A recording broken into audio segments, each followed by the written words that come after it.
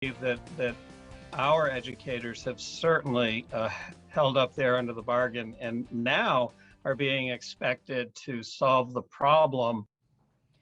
A proposal on Vermont's pension crisis has some educators up in arms. Good evening. We appreciate you joining us tonight. I'm Lauren Maloney.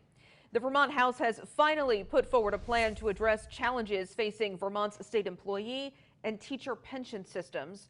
Teachers' unions believe they'll be on the hook for years of underfunding the system. State House reporter Devin Bates joins us now live in the newsroom with more on this story. Devin?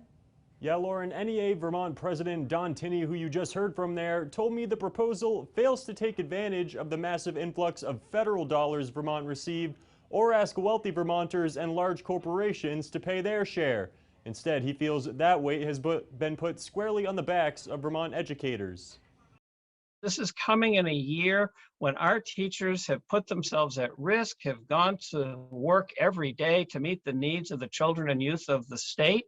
And their thank you is being told that they have to work longer, they have to pay more, and they're going to get less in retirement. Unfunded liabilities in Vermont's pension system are projected to increase by over $600 million between state employees and teachers next year. The plan put forward by the House would have the state pitching in $150 million, but it would also cost teachers about $309 million, hiking the retirement age and boosting teacher contributions. The real question, the serious question for the legislature is, whose side are you on? And it's not just the Vermont NEA asking the legislature to pump the brakes on this proposal. The Vermont State Employees Association testified before the House Government Operations Committee Thursday and urged lawmakers to reconsider their push to have pension reform passed by the end of this session. Our members right now, quite frankly, are very busy. They're in the middle of managing a pandemic.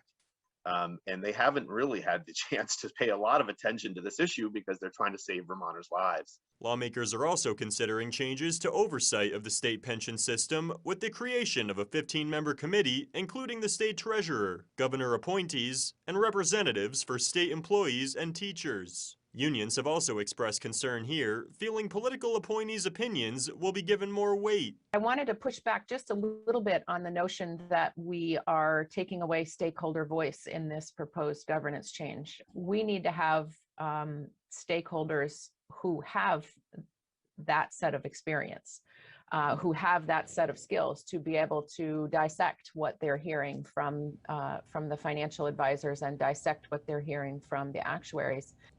Groups like the Vermont State Employees Association are calling for an independent investigation that would take place over this summer and into the fall, looking into the details of Vermont's retirement investment strategy and examining other states that have had more success. Live in the newsroom tonight, Devin Bates, Local 22 News.